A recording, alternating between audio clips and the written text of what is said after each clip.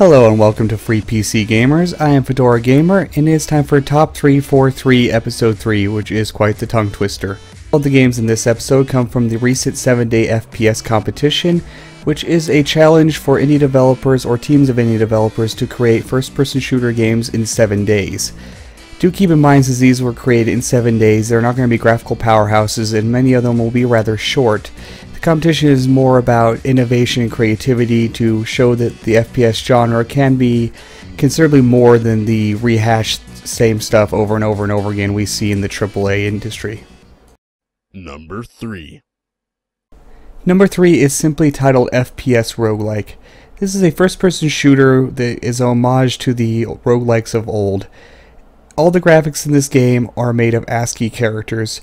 Everything from the enemies, the randomly generated cityscape, your weapon, and your hand, all ASCII characters. FPS Roguelike mixes somewhat basic first-person shooter elements with standard roguelike elements of random generation of everything from the enemies, the weapons, weapon stats, and the interesting ASCII building cityscape. The controls are rather simple: WASD to move, R to reload, left click to fire, and right click to pick up items with your wonderful ASCII hand. As I said, the gun stats are completely randomized. You can't actually see them when you go to pick them up, so sometimes you might end up picking up a gun that is much weaker than your current one, which is quite unfortunate. The sounds of this game are very basic, much like old roguelikes, the ones that actually had sound. Very basic sound effects. There is no music at this point in time, but this game is still very much under development. Even though the competition is over and it was considered finished for the competition, the developer is going to continue to support this and add more features. Recently he added money and vending machines, which don't actually function quite yet, but you can find the vending machines in the world. At this point in time, there is no win condition in the game. It is pretty much an endless dungeon. You find the green cube to go to the next level, and it continues on forever in somewhat of a survival mode, which is what it's being called at this point in time. That will likely change as the development continues. Now, admittedly, this game doesn't really break any ground when it comes to the first-person shooter mechanics. They are very simple. But being a person that played a lot of the ASCII roguelikes back in the day, I found this to be quite charming and a good bit of fun. As with every game in every one of these episodes, the link will be in the description.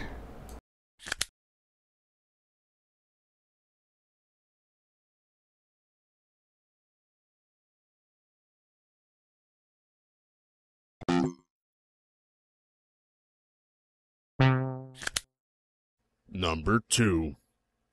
Number 2 is a first-person puzzle game by the name of Doppelgunner. This game is very interesting as it has you creating clones and controlling them separately all in the 4 quadrants of your screen to ultimately get to the checkpoint.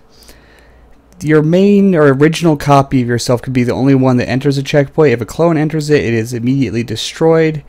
You can shoot the clones at a range, which is where the shooting mechanic comes from. You can also shoot them with a gun to destroy them, which comes into play when you need them to be moved off of a button or something of the sort. And each one is independently controlled by pressing tab to select that section of the screen. As you see this first very simple puzzle to press a button, cross a lava-filled gap. The aesthetics are very clean and simple and rather Portal-esque, which is quite the case with most first-person puzzle games. All of them are going after the Portal feel, which I don't mind at all since Portal was pretty awesome. The game definitely shows its time constraints. As you can see, the character design are simple blocks, and there is no sound whatsoever. Even so, it is quite an interesting experience, and I do recommend you give it a try. The puzzles aren't extremely difficult. They are very interesting and take a bit of thinking, but they don't seem to ever get very frustrating, which is a good thing in my opinion, since I'm not really that great at puzzle games in general. And as I mentioned at the beginning, this game is fairly short, but it's quite an interesting experience, and I highly recommend you give it a try.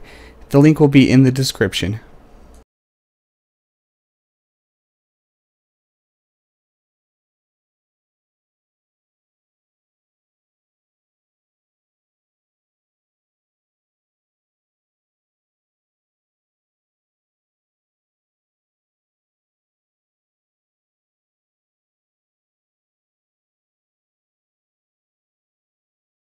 And number 1.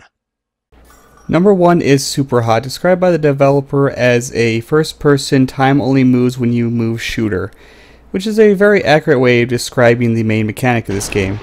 Time is more or less frozen unless you are moving. SUPERHOT is released as an episodic campaign, which each episode is pretty much just a single level, which are all rather short. The first couple are really simple and more or less just teach you a mechanic. The game gets more interesting in the third level, where there's a lot more enemies to deal with, and some strange flashbacks of real-time playing of your actions and some remorse type, what did they deserve it, such messages. So it hints to a little bit of the story. The fourth episode of this game is not yet out, which is called the grand finale, and I am very much looking forward to when it does get released. Hopefully that will be soon.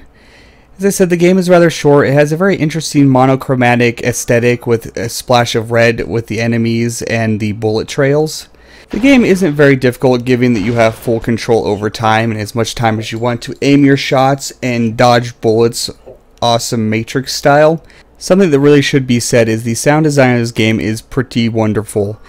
The sound effects of time starting and stopping again are pretty awesome. And just in general, the shots firing and the thud as they hit the target are all very satisfying. This is a game that I would really like to see expanded on and made into a fully fledged game. It's just a lot of fun and extremely unique. You should, if you only check out one game on this list, you should check out this one. The link will be in the description.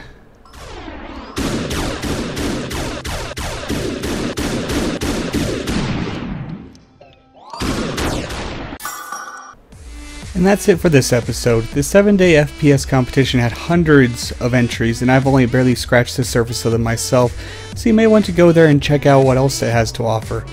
This has been FreePCGamers. I am FedoraG4mer. If you liked this video, please like, comment, and subscribe, and I'll see you next time.